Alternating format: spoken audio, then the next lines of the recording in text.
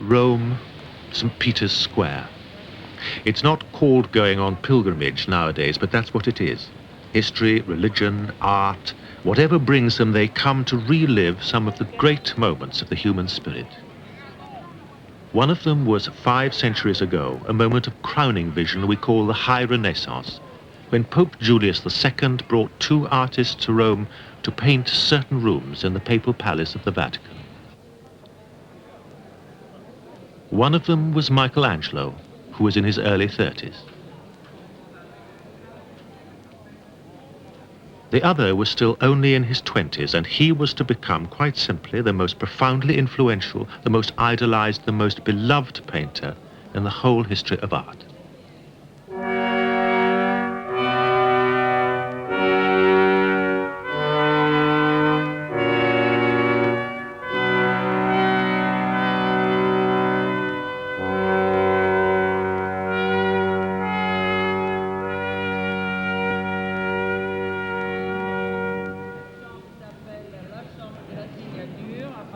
Raphael's The School of Athens, as it's come to be called. Actually, Raphael never gave it a name.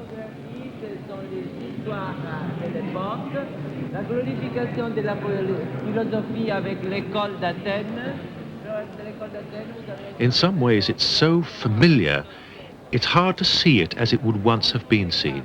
5 centuries is a long time for patterns of culture to change. Raphael's contemporaries would have known at once who all these people were. We have to be told.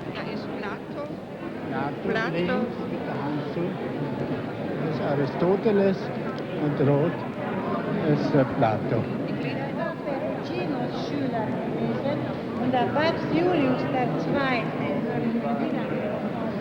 But you can still catch the sense of occasion here, feel the enthusiasm of people involved in matters of high moment.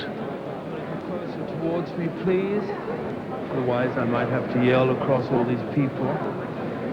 This is Raphael's School of Athens. And just occasionally, we can join in that original excitement of putting names to faces among all that host of characters, men we would have known by sight. Plato is, in fact, modeled on Leonardo da Vinci, whereas Michelangelo is here in the foreground writing. Raphael himself is over there in a black cap, rather modestly to one side. Raphael at 27, telling his audience that the age they lived in could match the greatest that history had ever known. What exhilarating confidence to have.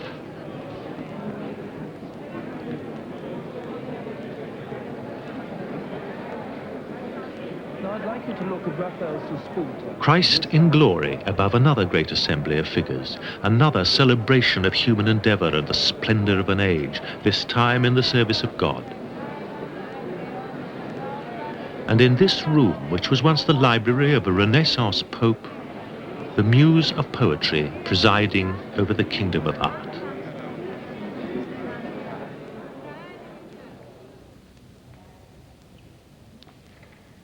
Not far away in the Vatican, a gallery upon gallery of Greco-Roman statues. They'd have recognized the references to this world too in Raphael's time, a world which to us seems rather distant and cold. But to the Renaissance it was an inspiration, a rediscovered heritage of what man had achieved once and could achieve again. For passing on that vision of greatness to the centuries that followed, Raphael became a culture hero, an ideal, art's most popular patron saint.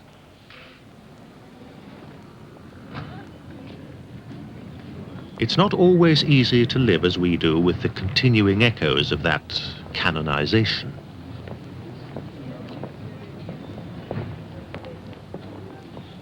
Yet this is Raphael's earliest biographer writing within the memory of those who knew him.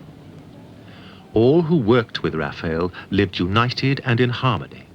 They forgot every ill humor when they saw him, every low or mean thought deserted their minds. Such a thing was never seen before.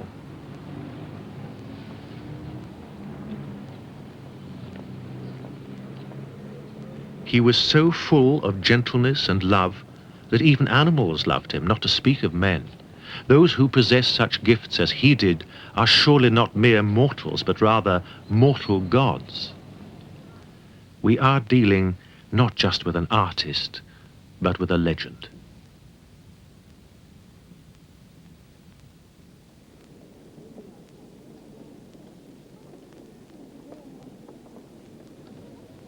Nothing in art or life is quite so uplifting as to let the eye travel into some vast space. Space for a man to stretch in and feel the measure of himself. Space as an enlargement of the spirit. In the art of Raphael, space sets the stage for everything else he has to say.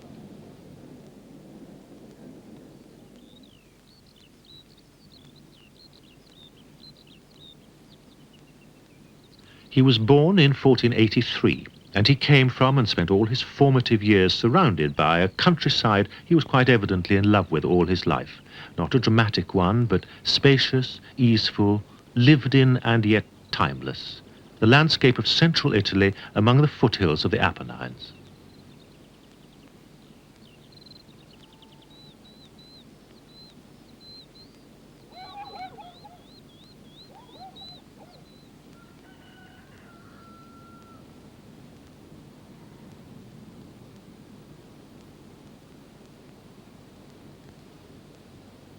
It's a landscape which appears again and again in his paintings, filled with that love of nature and love of light which had begun to suffuse the whole Renaissance awareness of the physical world.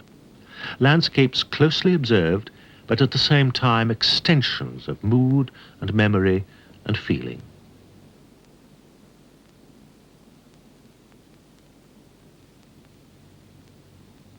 Raphael locates his ideal world somewhere precisely between the countryside he knew and the plains of heaven.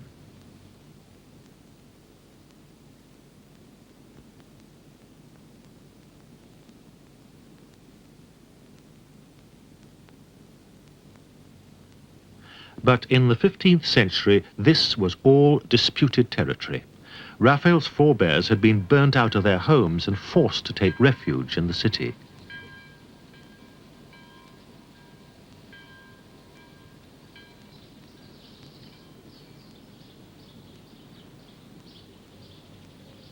His grandfather was the first of them to settle in Urbino, a little hilltop town then of no great importance in the world. By the time Raphael was born there, it had been transformed. Under one of the most enlightened regimes in all Italy, crowned by one of the most gracious of all Renaissance palaces, Urbino had become a name of pride and wonder.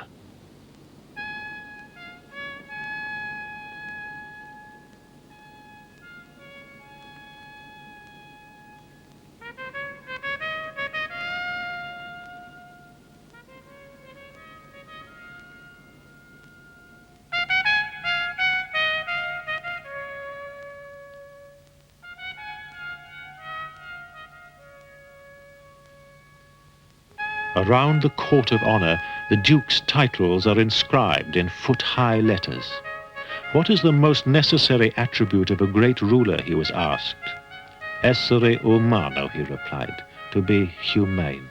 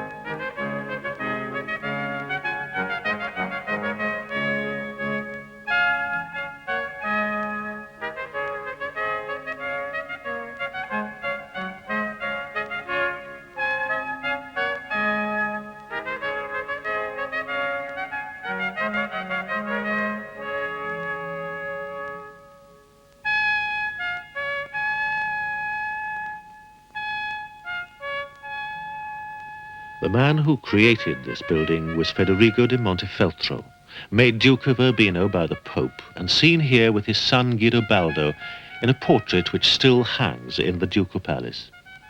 He was one of those spectacular Renaissance all-rounders who combined a life of action with the earnest pursuit of culture and scholarship.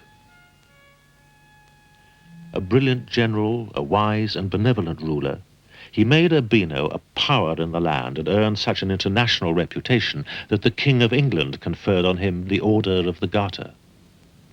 His son, aged 11 when Raphael was born, inherited the other aspect of the Urbino court. Federico's library was more distinguished even than the Pope's.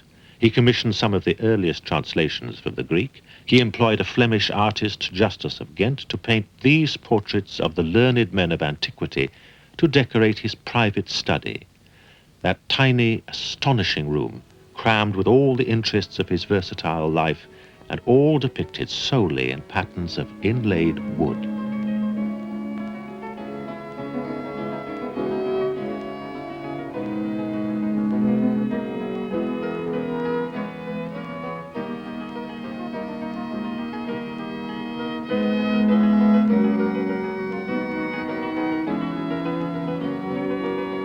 He encouraged music, sent envoys far and wide in search of manuscripts, was interested in clocks and scientific instruments. The Duke was ever careful, says his court historian, to learn some new thing every day.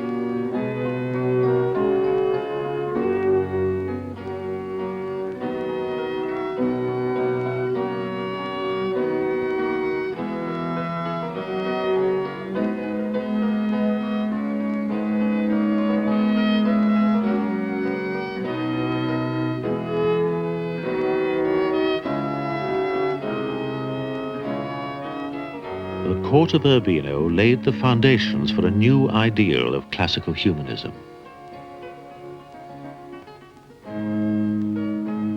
Here it attends a lecture by one of its resident scholars, and Raphael himself would help to bring its ideals to fruition in the days of Federico's son. But this portrait of Federico's Duchess was painted by one of the founders of that new vision. He painted also the great Duke himself. He was Piero della Francesca. Piero wrote a treatise on the art of perspective and dedicated it to Duke Federico. This painting may not be from his hand, it is certainly from his mind. An ideal city such as the Renaissance loved to dream of, a space of perfect reason, order, and mathematical proportion.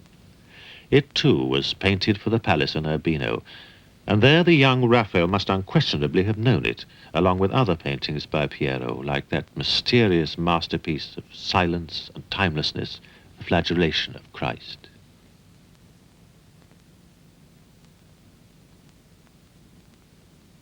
How long Piero was in Urbino, we don't know.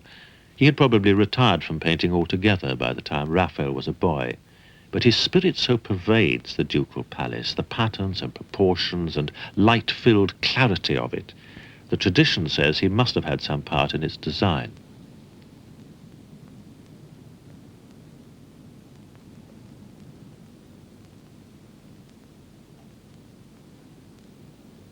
The Duke's private oratory is a Piero painting in marble.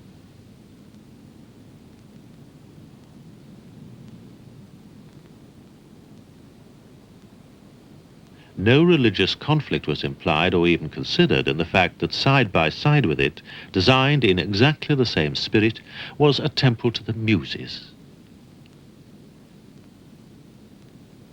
That was the essence of humanism. The homage it paid to art and to life's less intellectual delights was equally devout.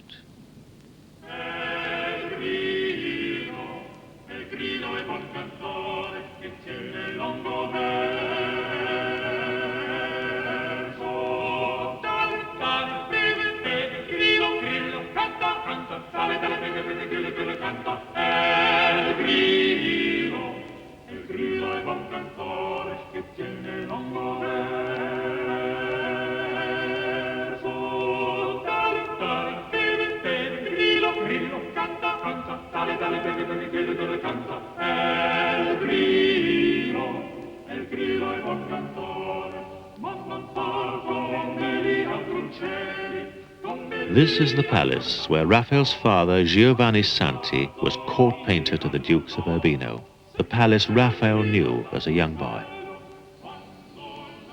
The year before he was born, Duke Federico had died and was buried in the nearby church of San Bernardino. But what Federico had created in Urbino, its art, its scholarship, its humane and civilized values, was the ambience the young Raphael grew up in, familiar with, perhaps even trained in, the ways of a great Renaissance court. He was fortune's favorite from the start.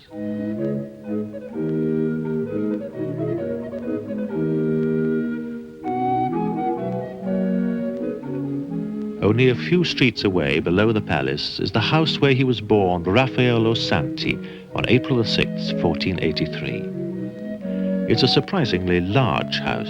His father, Giovanni, was clearly a man of substance.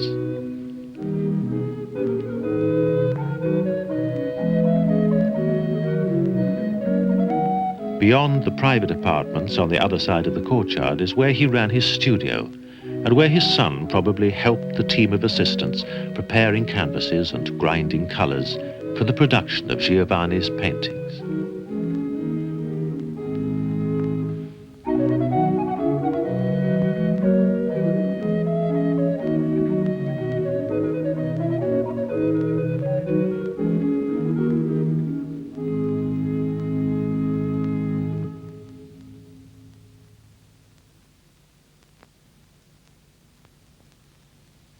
Poor Giovanni gets short shrift in the histories of art for being a dry and clumsy provincial.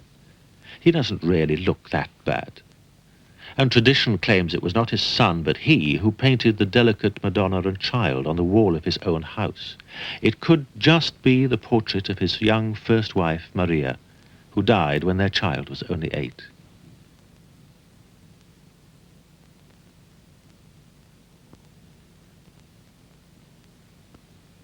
Giovanni himself died only 3 years later, in 1494. But he had left his son 3 gifts: a childhood familiar with the life of the studio, memories of that astonishing palace where his father worked, and records of a beautiful child, whether we believe they're really Raphael or not, in paintings in and around Urbino. We have no certain trace of the boy again till he's 17, except that he could look in the mirror and draw this.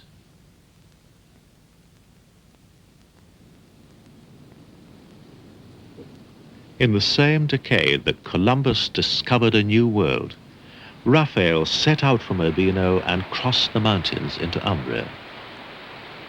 Ahead of him lay his real apprenticeship, and years when he would get used to traveling to and fro across an Italy ravaged by wars. Shortly before 1500, he was in the battle-mented city of Perugia.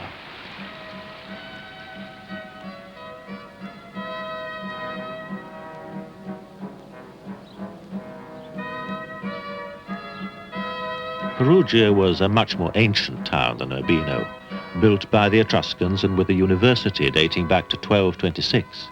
A steep hilltop town that became Raphael's second home and working base until he was at least 25.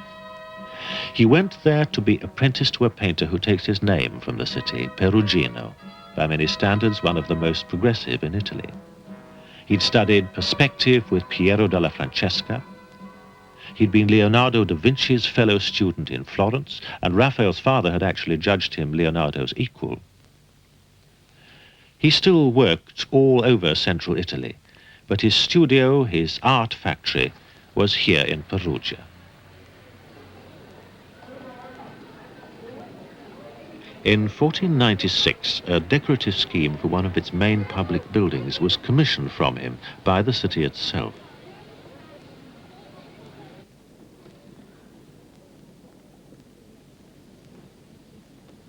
Here in the Cambio, the central money exchange where merchants and bankers haggled over finance, Perugino masterminded a plan to be carried out with his assistants, a design to raise the moral tone of the place. On the end walls, a nativity and the transfiguration of Christ. These he painted himself. He dated the whole ensemble 1500 and signed it with his own self-portrait. Perugino at this time was aged around 50, tiring a little from overwork, beginning to repeat himself and trust a well-tried formula. But along the side wall, something new happened. One of the assistants breathing unexpected freshness into some of the figures, possibly using them to insinuate a portrait of himself.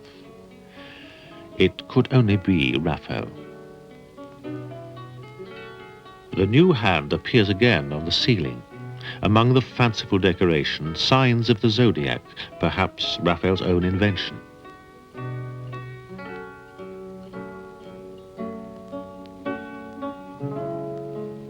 At 16 or 17 now, he was already so expert in his master's style that it fitted like a second skin. And from pupil to assistant, he was at the point of graduating now to junior partner, as it were, in the Perugino firm.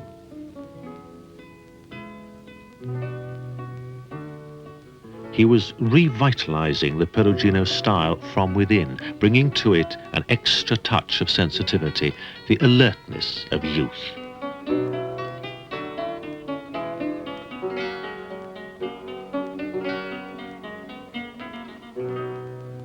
Raphael himself seems to have been remarkably like the gentle-featured saints he painted. Perugino invented the type, Raphael lived it. The two artists were so close, they almost shared an identity. This is Perugino's St. Michael, the same dreamy remoteness, the rather sweet and delicate grace. At his best, a spiritual world away from the busy charm of most earlier Italian painting. No one in his time was quite so good as Perugino at knowing when and how to be simple, or feel the depth, colour and stillness of space in a painting, or conjure quietness out of the air. Raphael could not have known it yet, but Perugino mapped out half his future for him.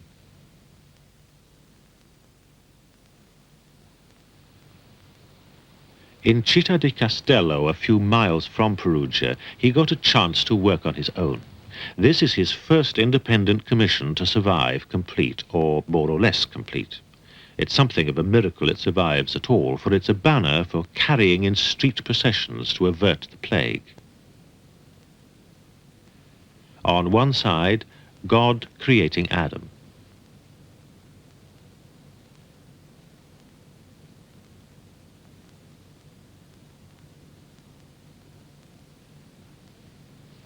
Raphael is 19, possibly 20 by this time, and through the ruined paint you can glimpse the beginnings of a vision just that much larger than Perugino's.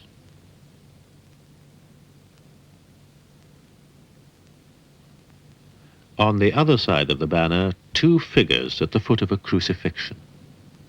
They are set in front of a far-reaching Umbrian landscape under a huge Umbrian sky. And again for Città di Castello, and against that same sky, a scene so clear and calm in the bright air that for the first time he signs his name to it, Raphael of Urbino. Already he is designing more subtly than his master, the figures grouped in depth, but each distinct and vivid and outlined in space.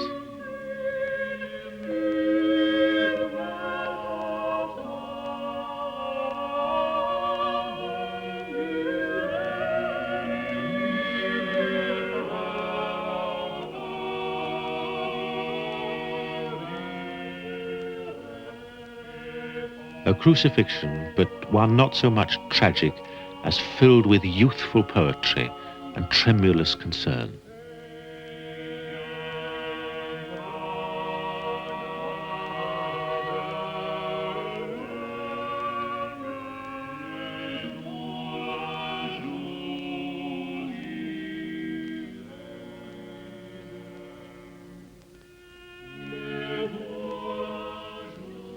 He could absorb ideas now wherever he saw them. On a church front in Perugia, the joyous flutter of draperies blown by the wind to the sound of music, in carvings by Agostino di Duccio.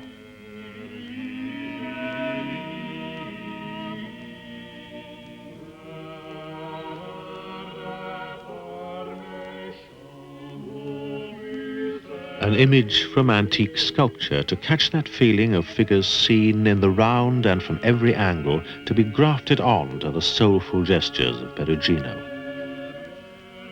Young faces and bearded faces to vary the sameness of Perugino's expressions. The apostles ranged round a solidly three-dimensional tomb from which the Virgin Mary has ascended to be crowned Queen of Heaven among rejoicing angels.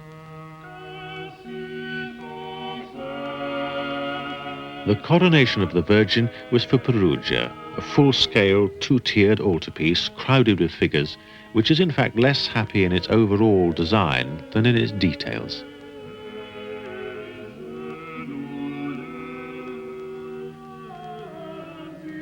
At its most spontaneous in the breeze-blown, music-making angels. They were studied first from life drawings in the workshop.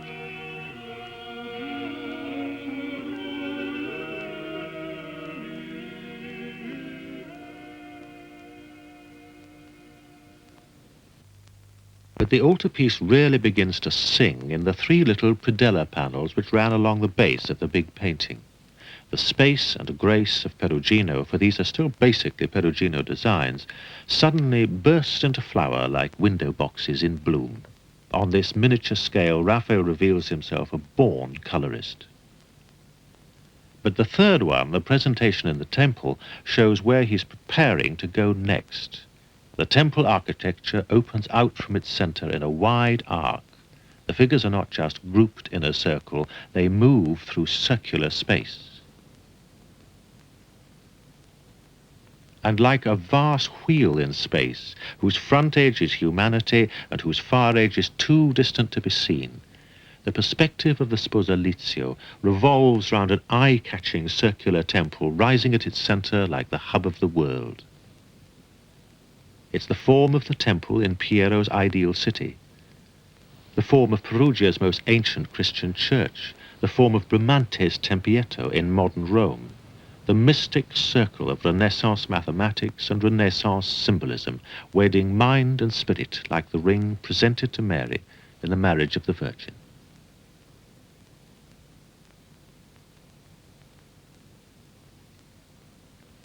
Raphael was 21 and in every sense come of age.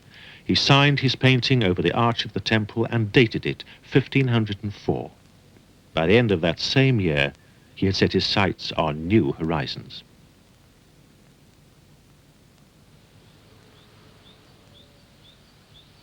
He traveled towards Tuscany as artists had been doing for 2 centuries before him.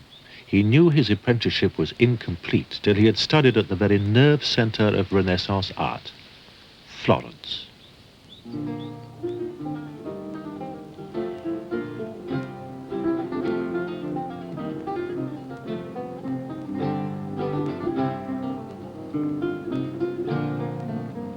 This would be the focus of Raphael's life for the next 4 years.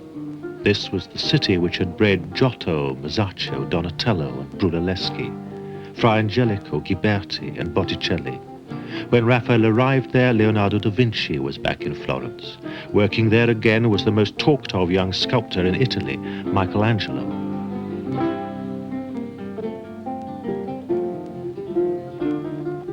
The genius of Florence was for making ideas visible. They loved mathematics. They invented perspective. They had created a new architecture out of pure geometry. When they could see reason and order and harmony in things, they knew they were on the track of divine truths. Perfect form was godlike, and godlike too because he set the standard for all form was man. They had adopted that idea from the classical writings of Vitruvius. The uses of antiquity came naturally to a people who saw their city as the modern Athens. Donatello conceived his Annunciation with Greek architecture, Greek costumes, Greek figures. But its glory is that it's touchingly human. Florentine curiosity about human nature went hand in hand with a constant search for forms beautiful enough, heroic enough, ideal enough to express its infinite variety and eternal splendor.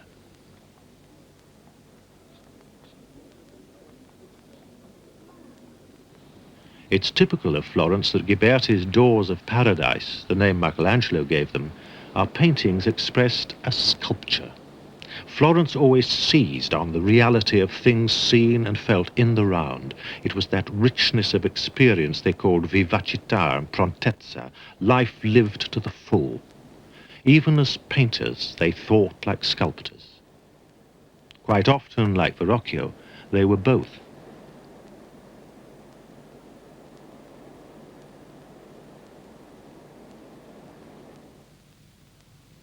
But here in the monastery of San Marco, you are at the heart of the other Florence, devout Christian Florence. This is the great crucifixion in the chapter house by Fra Angelico.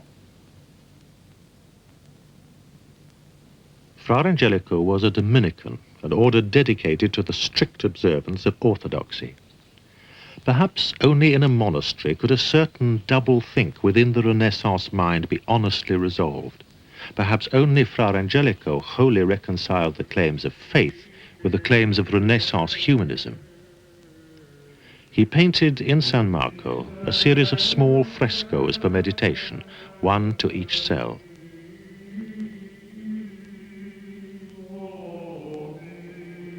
One of his successors as prior of this monastery went out and for 3 extraordinary years made Florence face its own religious conscience.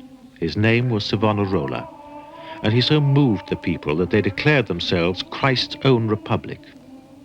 In an ecstasy of godliness, they threw their worldly treasures, musical instruments, books of poetry, paintings, into a great bonfire of vanities.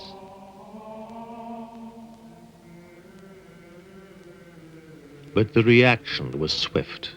Savonarola was burned as a heretic on the orders of an infuriated pope in 1498.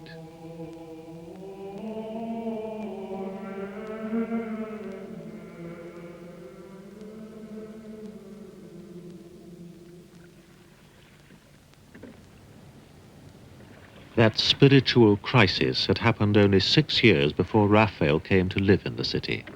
Florence had recovered, it recovered from everything. It went back to its traditional preoccupation with making money. But men of the new generation had been shaken by Savonarola. He had prophesied calamities, they had suffered calamities. But he had also reawoken that national spirit of independence on which Florence so prided itself. Against all the odds, it was still a republic, still a free democracy. And it commissioned a giant statue for the city to symbolize liberty defiant against its foes.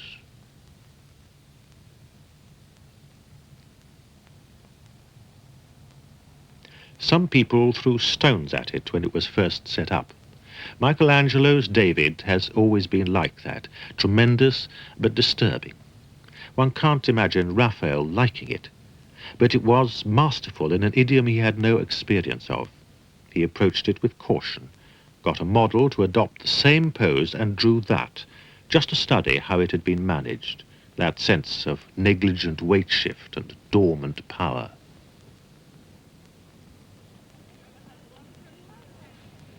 Very probably he was in the piazza the day the statue was unveiled on September the 8th, 1504.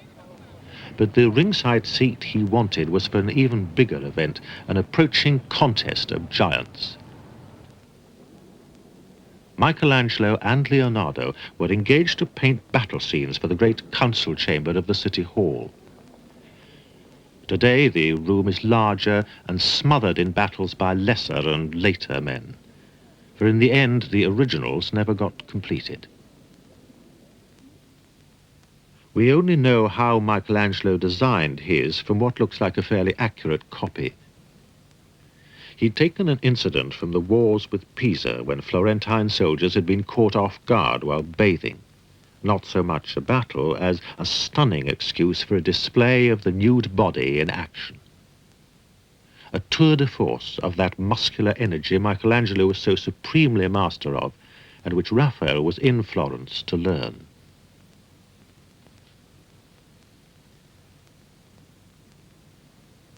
He couldn't absorb it straight away. Drama like that only surfaces in his work several years later. He did try a drawing or two of men fighting, but ideas were also coming at him from a rival direction, from Leonardo's battle scene, like the head of a man shouting. Leonardo had been at work in rooms set aside for him in the monastery of Santa Maria Novella. Again, only his studies survive. He had been in the service of Cesare Borgia. He had watched war at close hand.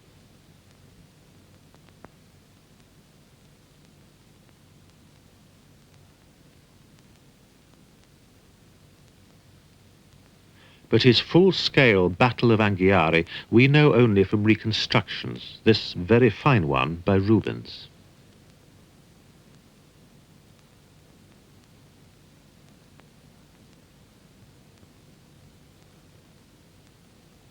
But this was only one side of Leonardo. There was another. After 4 years' work, he had just completed the Mona Lisa. And in that strange, still, silent portrait, Raphael found a pattern to work from. Not its mystery, that was beyond him, but the way a human presence looks out at you. He painted a group of portraits closely modelled on that pose, more factual, more realistic, but with the same guarded presence.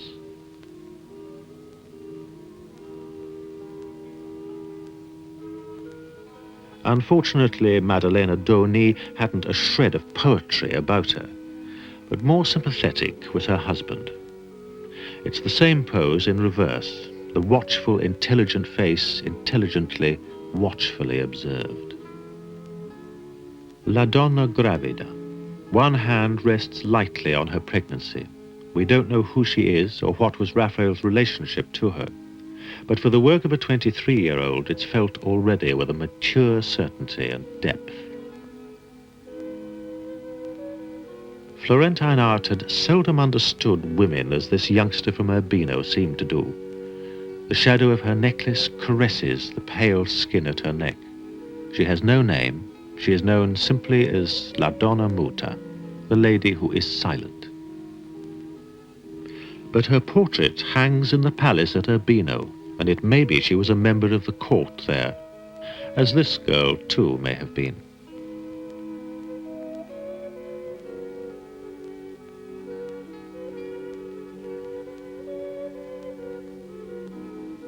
The unicorn in her lap was an emblem of Urbino, as it was also the time-honored attribute of virgins. This time Raphael catches the wide-eyed appeal of youth striving to look grown up. Clearly, Raphael has renewed his contacts with Urbino.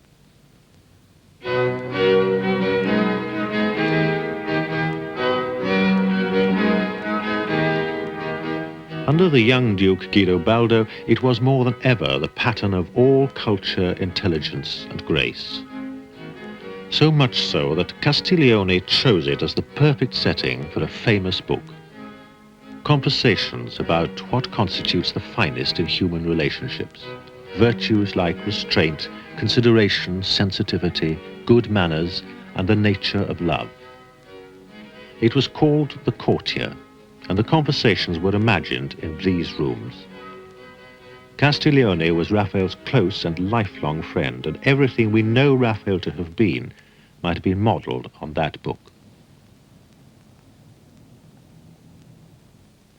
It comes out in a group of almost miniature designs done around this time, with a feeling about them of some poetic world of romance and chivalry. Raphael tests his pen on the edge of a scale drawing for one of them, pin pricked round the outlines for transfer to the painting.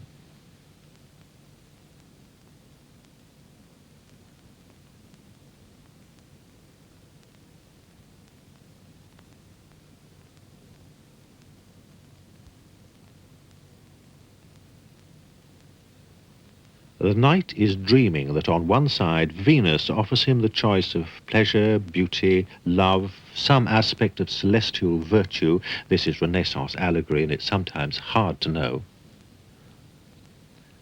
while on the other Minerva offers wisdom, duty, or some different choice of virtue on his road through life.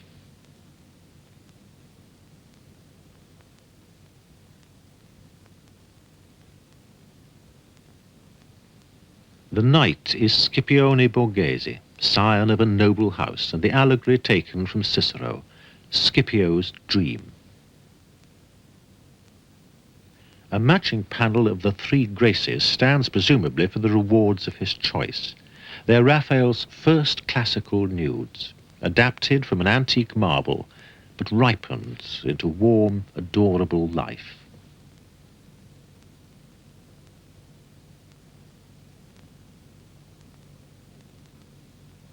And then, to charm the Duchess of Urbino, another romance, a gentlemanly echo of Leonardo's battle scene, St. George and the Dragon.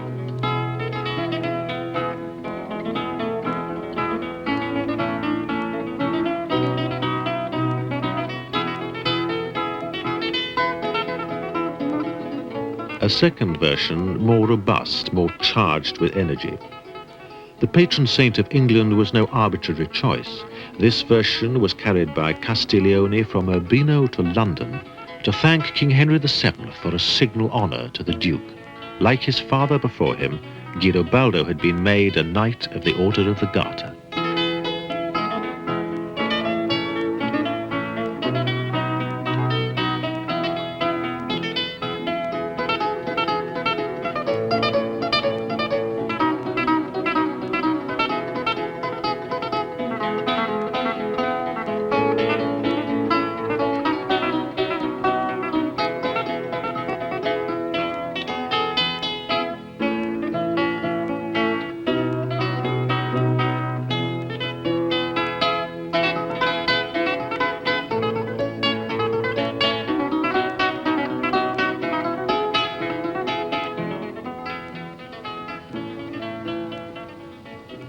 A far cry from all that Urbino stood for in his life was the climate of Perugia when Raphael worked there.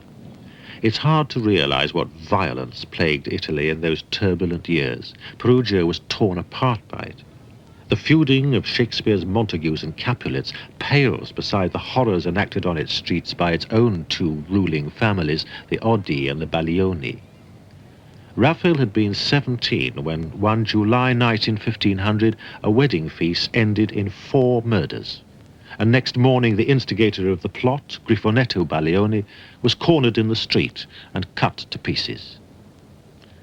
6 years later, Griffonetto's mother, mourning her dead son, commissioned an altarpiece from Raphael. He designed it first as a lamentation of the Virgin, basing the composition and the style on Perugino.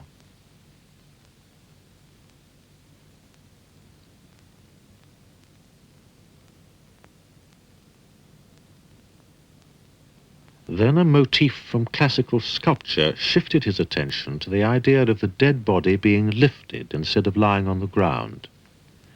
It became an entombment of Christ.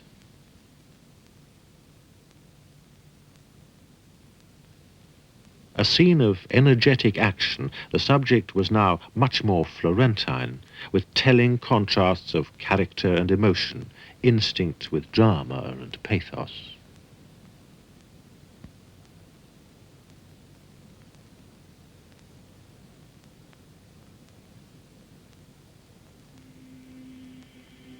The scene of the Virgin's grief, which had been the starting point of the commission, is still the most poignant episode in the painting, but secondary now to the most complex grouping of figures Raphael had yet attempted.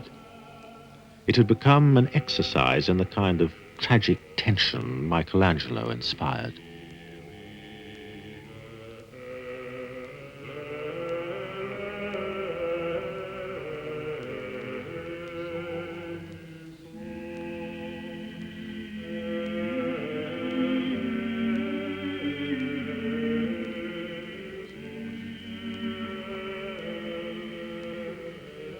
He worked long and hard at it, but he never did quite resolve all the problems he set himself.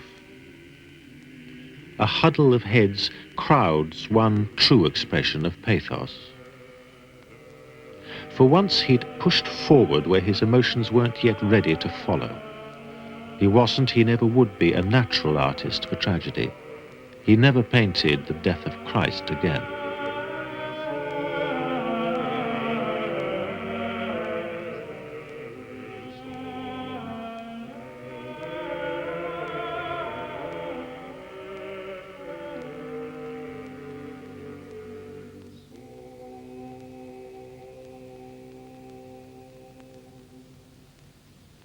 The subject matter his temperament could cope with best was about inward emotion. Given a single figure, a saint, a woman particularly, like his Catherine of Alexandria, he brought to it all his innate gifts and new-won skills. He expressed intensity of feeling, but his instinct was for emotional restraint.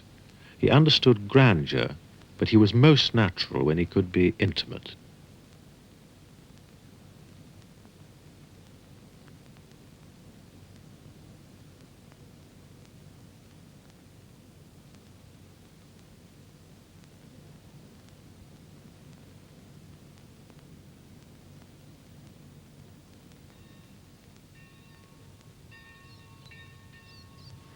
And there is one subject which brings together everything Raphael was and strove to become in his early 20s, a subject he made so much his own that his very name is now a byword for it.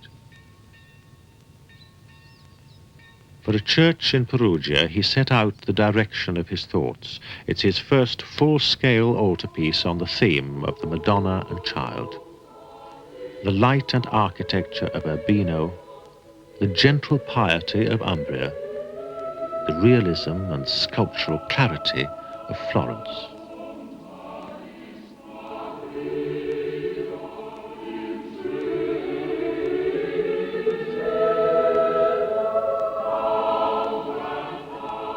To paint the Mother of God, you must go to the heart of one of the great mysteries of the faith.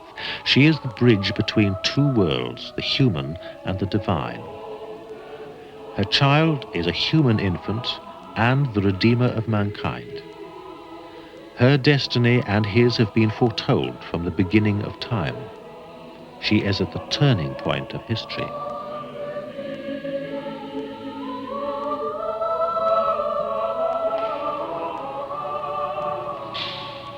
Religious painting has to be so much more than good art. It has to be good religion also.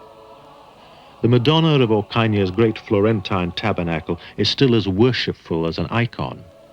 Raphael's Madonnas would also be worshipful, but they would no longer be able to look back to that secure, centuries-old tradition of the sacred. They would need to go farther than Florentine art had gone already, towards an image that would border almost on the secular.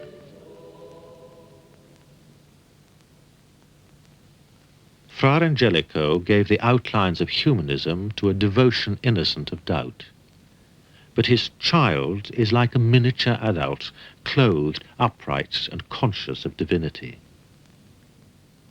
The Della Robbia image is the essence of sweet naturalness, but the child still turns to bless. In the years of the Medici, years of luxury and art, Botticelli turned the whole theme to poetry. You did not kneel, you did not adore, you fell in love with a dream of beauty. That dream was shattered by Savonarola. Beauty was vanity.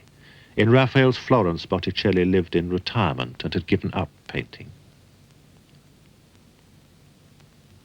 The young Raphael favors a less luxurious Madonna. No angels hover round her. There is no decoration.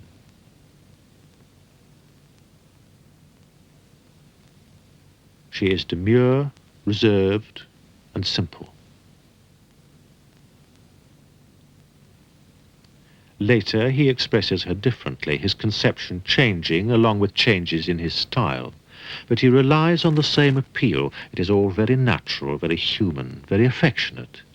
The children play, as solemnly as children do play, under the eye of a mother who is young and beautiful, for all Madonnas must be young and beautiful.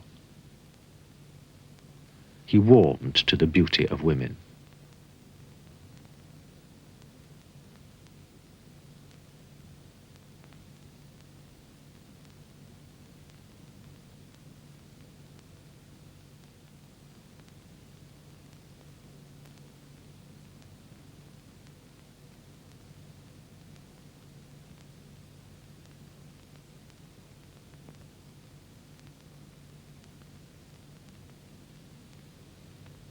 Altogether, Raphael painted around 40 variations on the mother and child theme, almost half of them in these years before he was 25.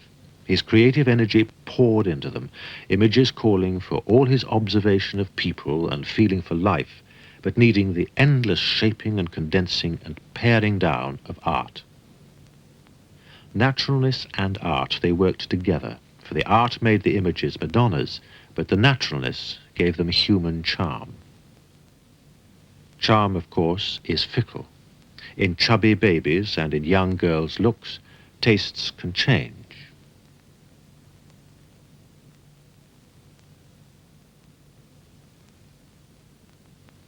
But when naturalness and art combine like this, the Raphael Madonna raises human sentiment to the status of popular icon. Leonardo had invented the idea of adding an infant John the Baptist to the mother and child group in his Virgin of the Rocks. Raphael never ceased learning from Leonardo and realized at once that he had made the subject exist much more sculpturally in depth. Leonardo's shadowy modeling was famous. Light and shade, he said, should blend like smoke sfumato. Blend the forms into the depth of space. Raphael had always known the value of setting his Madonnas in landscape.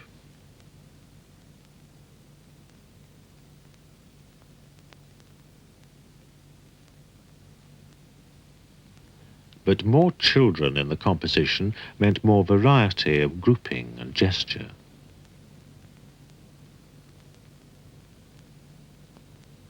The forms built naturally to that broad-based pyramid Leonardo specially advocated.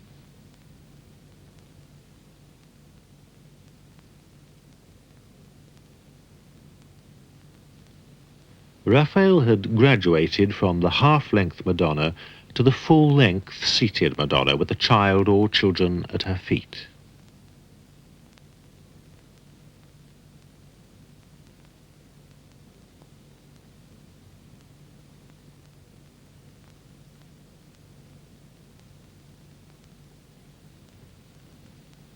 But the introduction of John the Baptist had to be explained.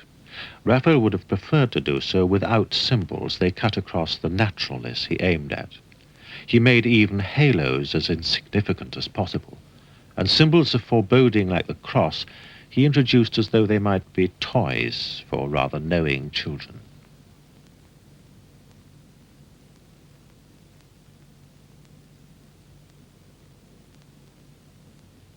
The goldfinch, too, foretells the sacrifice of Christ. But how do you show a human child's divine awareness without making him look arch?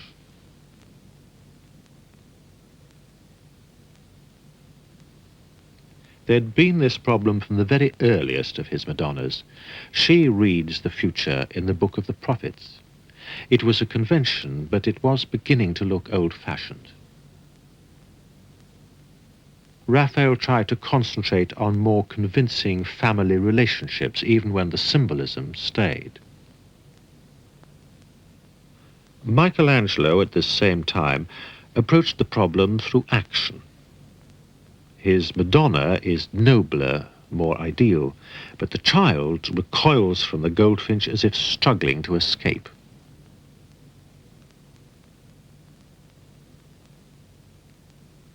Raphael tried out that motivation, the child shrinking back in fear, the mother protective, comforting, the Baptist's mother, St. Elizabeth, watching with concern, but not yet with understanding. But for Raphael, it was drama of the wrong kind, too external. This sculpture from late antiquity is a possible clue to how he changed it and why. His final painting is a Holy Family.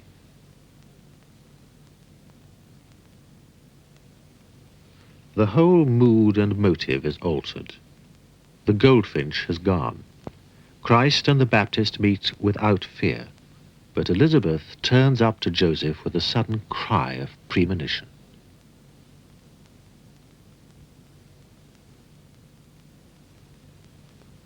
Michelangelo's Holy Family was harder to follow. Raphael hadn't yet an instinct for the heroic, but he recognized a nobler rhythm than his own in that slow turn and lift of the arms, that circling in space of heads and limbs. He drew the head of Michelangelo's Christ Child, and in his own experiments with closed form and encircling movement, arrived eventually at a new design for a Madonna.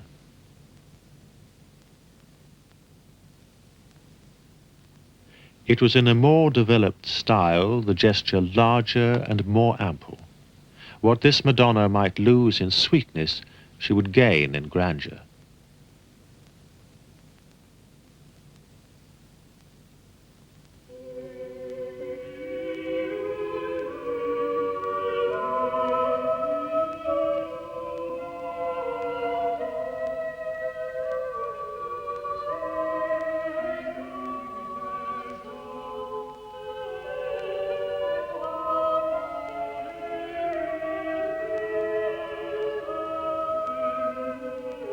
The Raphael Madonna can have majesty, she can have grandeur, but what ultimately she makes sacred is the idea of motherhood itself. Raphael was only 30 when he brought that vision of her to its consummate expression in two paintings, one the most human of mothers, the other the most divine. Domestic, private, intensely personal, the Madonna della Sedia is held in a kind of halo.